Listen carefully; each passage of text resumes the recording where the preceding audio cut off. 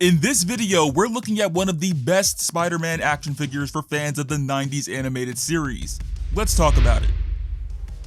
So Hasbro has released a ton of figures for their Marvel Legends retro card line, especially when it comes to Spider-Man. This roster consists of many different Spidey suits and of course, villains for the web slinger to duke it out with. Ever since I grabbed the retro Peter Parker figure in 2021, I've been addicted to this line and I always look forward to any reveals on Hasbro's belt. Last year, Hasbro revealed a new Spider-Man figure for Walmart CollectorCon. This figure is based on the iconic animated series from the 90s, and since I love that show so much, this was an absolute must-have. Now, if you've experienced Walmart's CollectorCon or any collector event, you'd know it's a massive pain to get what you want. Sadly, I missed out on him at launch, but thankfully, No More Bricks on Instagram found him in store for me and sent it my way.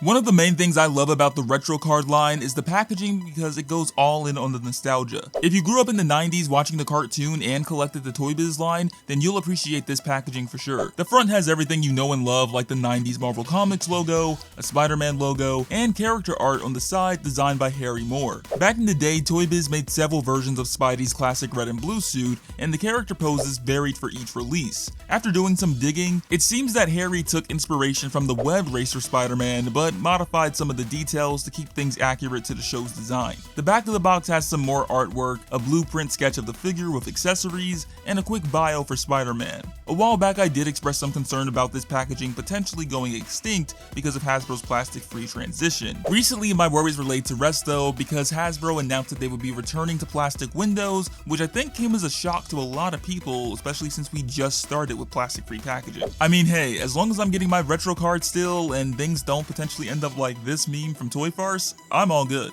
As a fan of retro items though, there's a lot to appreciate when it comes to this packaging, but the real star of the show is the figure, and man did they deliver.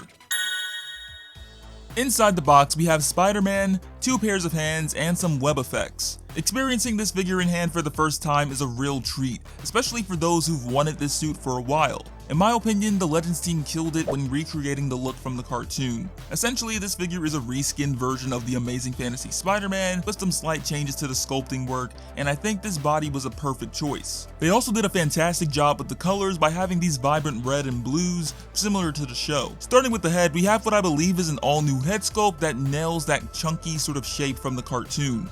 The web pattern on mine came out clean, and the eyes have that unique shape to them. If you look at the head's side profile, you'll see it outlines the nose and mouth, which is some nice attention to detail because that's something seen in the show too.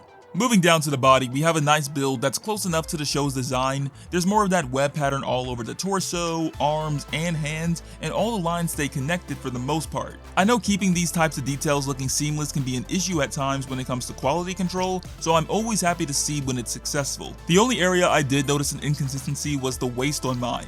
When the figure is upright, the waist design is connected at the front, but the back is slightly off, which is a bit annoying. If they had moved it down a bit more, it would have been perfect. Yeah, you could slightly tilt him back a bit to match up the web lines, but no one wants their Spider-Man figure leaning back like he's doing the limbo, or he's inherited problems from Toby. My back! Oh, my back! Since this figure reused the Amazing Fantasy mold, it also has pinless arms, which keeps things looking clean, but they did remove that extra bulk that was on the shoulder.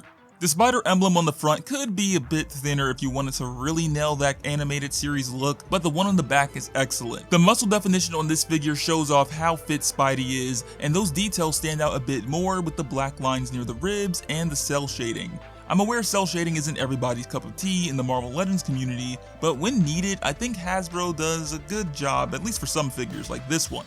The dark blue color just clashes really well with the light blue and red in my eyes. I did tease me working on this review, and I saw someone commented on Spidey not being as buff as he was in the show. I do agree with this to a certain degree, especially when looking at the torso, but I also feel the cell shading kind of adds that illusion of bulkiness. As for the legs, they're the same ones from Amazing Fantasy, which means they have the same sculpting and pinless joints. The web lines turned out well, and there's a decent level of cell shading. If you look closely, you'll see the transition of shading from dark blue into faded red on the boot, and I love seeing intricate details like this on a figure. Perhaps they could have added a bit more cell shading on both sides of each leg, but I don't think this completely ruins the look.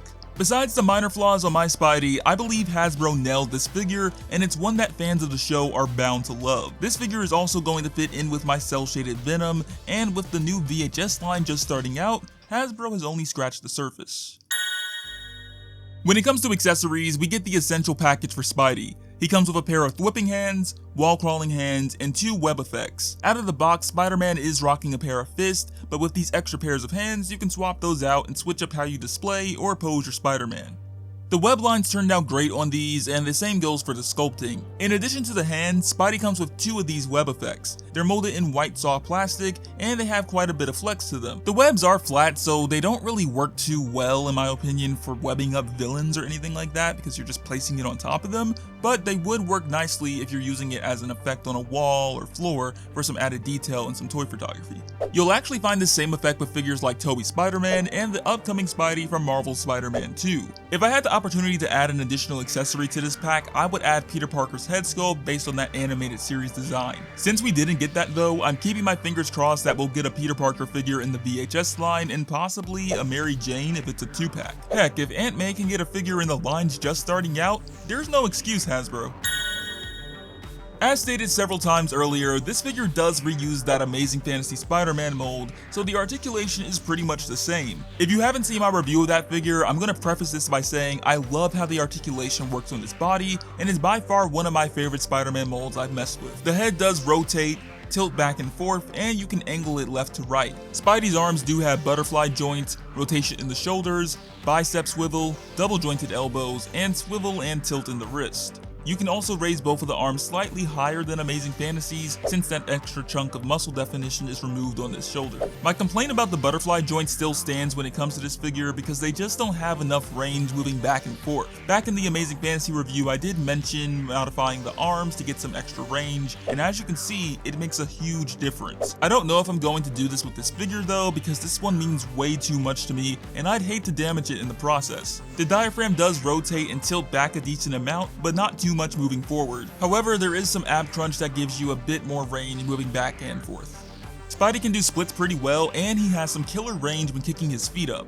He has swivel in his thighs, double jointed knees, and swivel in the calves. Finishing it all up, he has tilt in his feet going back and forth, plus ankle rockers. The figure does have restrictions with some of the articulation points, but as I experienced with my Amazing Fantasy Spidey, they work together really well, and if you take your time with it, you can hit some really dope poses. I guess if there were one thing I'd add to this particular mold, it would have been toe articulation like the Renew Your Vows body. I'm really hoping Hasbro will introduce that part to this particular body, and hopefully other figures in the future, because as I've experienced with my Mafex figs, this extra point of articulation is quite beneficial when posing.